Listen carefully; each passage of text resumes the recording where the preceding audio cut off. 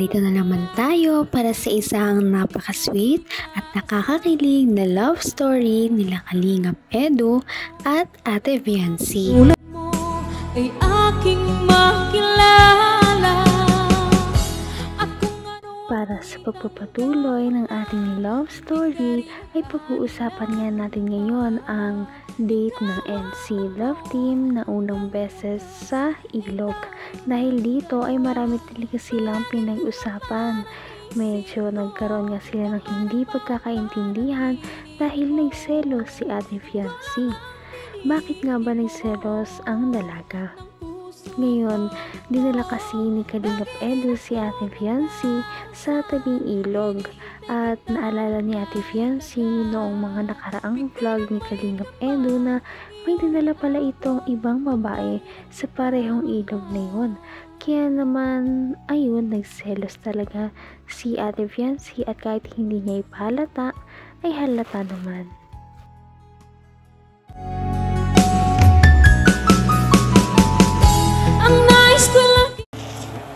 Tatalon ako dito.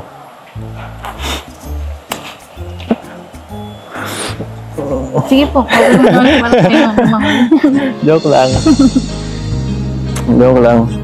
Kamusta naman po pala kayo ngayon? Hindi po kayo nag-scout? Hindi. Ayoko mag-scout. Nakakailangan naman po kayo vlog pag sa isang araw po. Huwag mo na yung tanongin yun ako. Hayaan mo na lang yun. Dapat po nagpapahinga kayo. Papahinga. Eh, ikaw ang pahinga ko eh. Paano yan? Ito na ang pahinga ko, no? Ito na ang pahinga ko. Kung nakita ka pa minsan-minsan, nakakabawas sa pagod ko yun.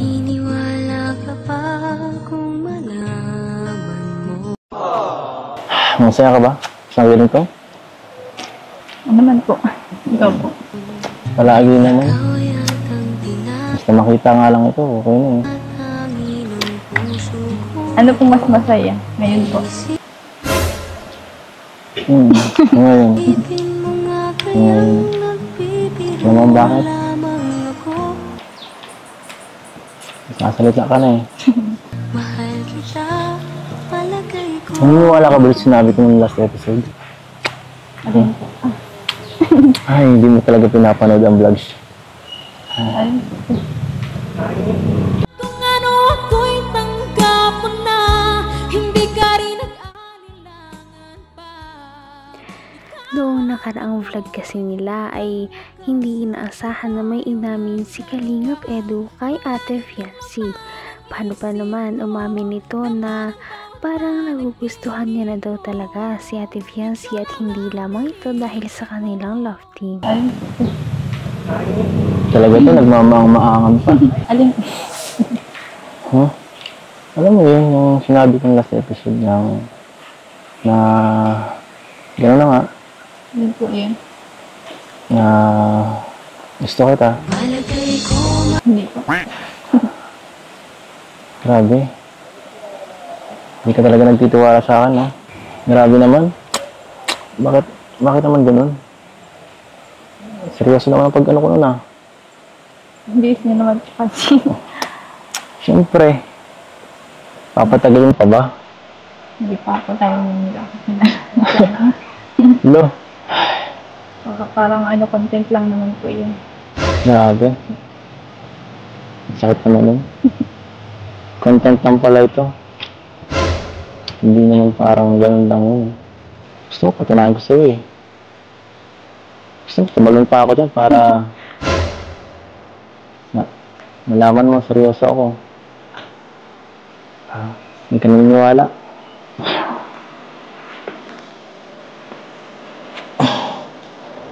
Gusto mo eh. Tumalon na ako dyan eh. Ano? Tatalon talaga ako. Lalo po kayo.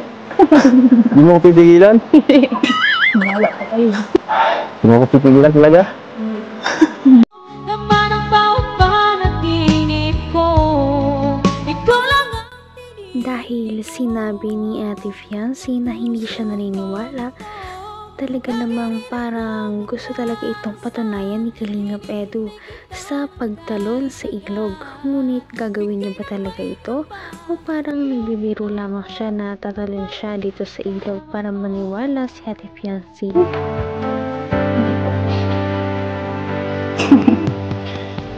Wala po kayo dyan. Marunong naman po kayo lang. Sabihin mo lagi ako'y iyong mahal. At hindi pa nandalian, hindi pang habang buhay. Hindi nagtataksil kahit na Yan si para sa ito.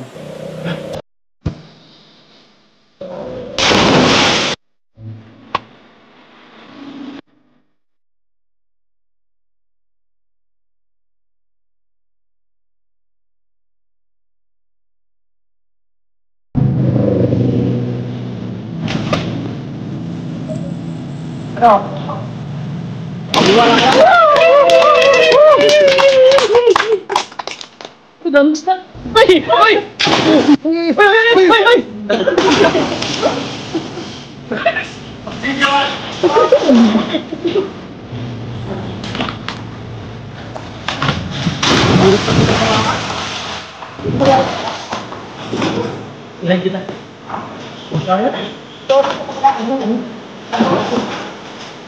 Okay.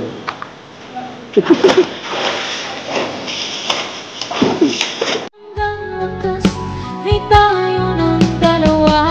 Palagi kang At ayun na nga, nagulat na lamang si Ate Fiancé dahil pinatunayan talaga ni Kalingap Edu na gusto niya na talaga ang dalaga dahil tumalon na nga siya sa ilog na ito kahit na napakataas. At hindi lamang isa, kundi uulitin niya pa talaga ang pagtalon na ito para lamang mapatunayan kay Ate Fiancé na tunay ang kanyang nararamdaman.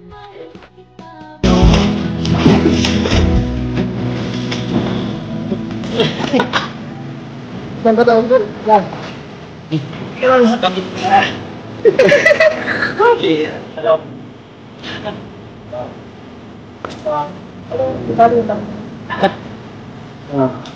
Wala ka na? Pagpa. Kaniwala ka na to.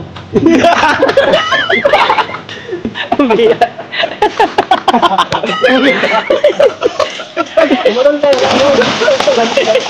Nagtat. Nahirapan sa katawan niya eh.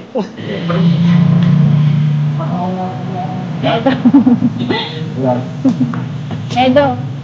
Tibay yan. Tibay. Naniniwala na po ako. Huwag na po kayo mag-ano baka madisgan. Wala ka na magagawa. Nag-iigil nga ako eh.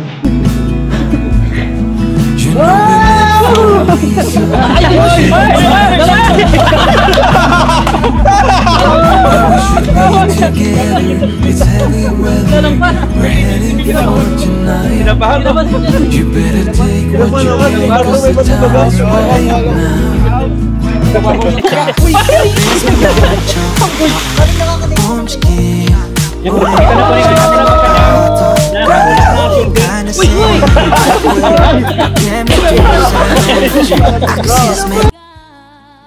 Grabe naman talaga ang dedikasyon ni Kalingap Edu kay Ate Fiancé dahil kahit na medyo takot siya sa mga matataas ay talaga namang tinalon niya pa rin ang ilog na yon para lamang mapatunayan kay Ate Fiancé na gusto niya na talaga ang dalaga.